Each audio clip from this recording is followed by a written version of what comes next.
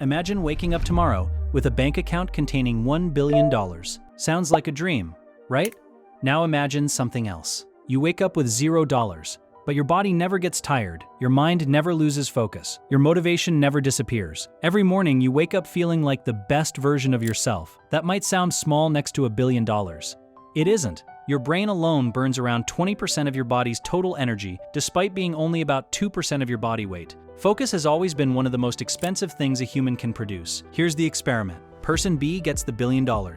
Person A gets the endless energy. For the first few years, everyone envies Person B. The mansions, the vacations, the luxury lifestyle. But then something strange begins to happen. Every great thing Person B buys was actually built by someone like Person A. By the end of this, you'll know exactly why Person A wins every single time. And that single fact is about to break an assumption you've probably never questioned, because the real answer here is far stranger than work hard, get rich. So break this down for a second. Money doesn't power a single city. Money doesn't run a single machine. Money doesn't turn one gear. Energy does. Energy runs your phone, your car, your body, and the entire global economy underneath all of it. And unlike the economy, energy doesn't negotiate. Every civilization on record has used money, but no civilization has ever survived without energy.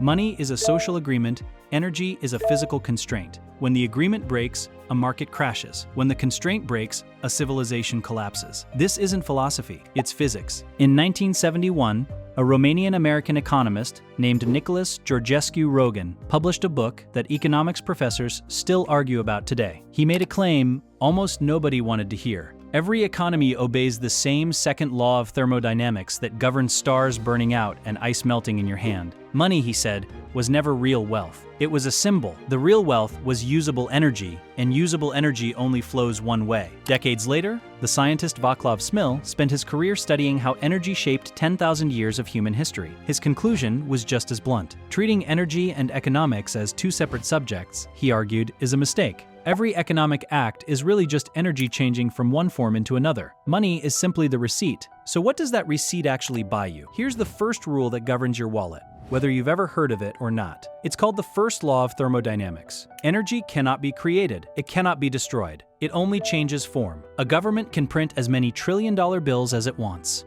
It cannot print a single joule of energy. Not one. Money is a receipt for energy someone, somewhere already spent. It represents work, skill, or resources that got converted into value. Photocopy the receipt without doing the work, and the paper means nothing. Now here's the second rule, the one almost nobody thinks about.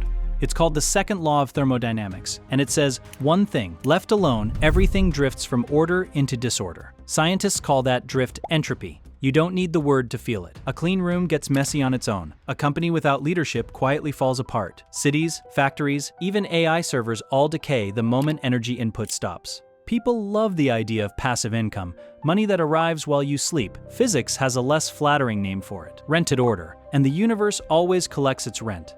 Nothing stays stable for free.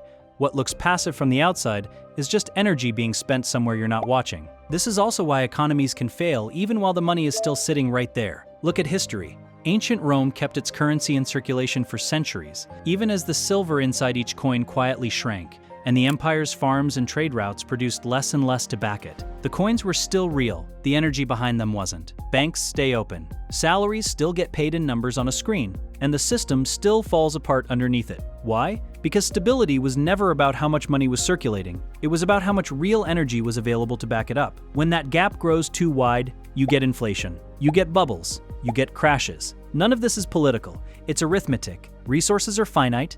Energy has limits. No economy can grow forever on accounting alone. If loans, debt, and investment figures keep climbing, while real production stays flat, the growth isn't real. It's just borrowed time. So where do you fit into all of this? Engineers have a simple way of putting it. What you produce equals the energy you put in, multiplied by how efficiently you use it. Skill isn't a fairness reward. Skill is an efficiency multiplier. A trained person converts the same hour, the same effort, into 10 times the output of someone untrained. That's not talent for its own sake. That's physics, applied to a human body. It's also why automation keeps replacing human labor as technology advances. That's not humans failing, that's efficiency winning the same way it always wins under an energy constraint. So return to the experiment. Person B started with unlimited money, Person A started with unlimited energy. At first, Person B looked like the obvious winner. Why work when you can buy? Why learn when you can hire? Why struggle when money solves problems? But the money stayed the same. The person didn't. Without discipline, curiosity, or productive energy, Person B slowly turned into someone who only consumes value instead of creating it. Person A did the opposite. Every day, he spent his energy on purpose, learning, building, solving problems, designing systems. And eventually, that energy turned into money. Because money follows value, and value follows energy. You can see the same pattern in Robert Kiyosaki's Rich Dad, Poor Dad. One father worked for money his whole life. The other built assets that kept producing value on their own. One chased income, the other built systems. Behind every one of those systems was energy, directed somewhere on purpose. Napoleon Hill found a similar pattern decades earlier while researching Think and Grow Rich. The people who built real fortunes weren't simply chasing dollars. He described them as having burning desire, persistence, and a definite sense of purpose. Strip away the old-fashioned language, and what's left is just directed human energy. The money was always the result, never the cause. Look at the people who built systems that outlived their own daily effort. Thomas Edison, Nikola Tesla, Henry Ford, Steve Jobs, Elon Musk. Whatever you think of any one of them, they share something specific. Each one converted an enormous amount of mental energy into a system that kept producing value long after they personally stopped working that day. That's the real leverage, not the money behind it, the energy stored inside it. Because every system is really just energy in frozen form. The very first humans to figure this out weren't economists, they were farmers. Grain is sunlight captured by a plant and stored in a form you can save for winter. Agriculture was humanity's first system for freezing energy on purpose, and almost everything since has been a more complicated version of the same trick. A book is frozen thought. A company is frozen effort. Software is frozen intelligence. A factory is frozen engineering. A YouTube channel is frozen creativity.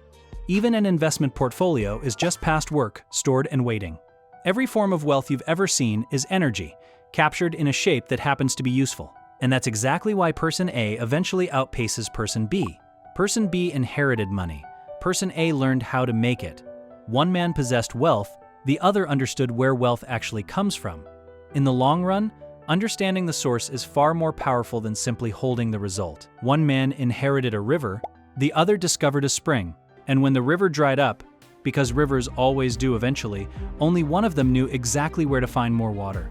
So here's the real question, and it matters far more than your bank balance ever will. It was never how much money do you have, it's how much energy can you direct toward creating value. Markets crash, currencies fail, inheritances run out.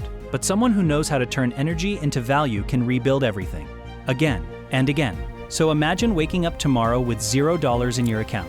If your body, your focus, and your energy are still yours to direct, you were never really starting from zero at all. Right now, are you Person A or Person B? Drop it in the comments.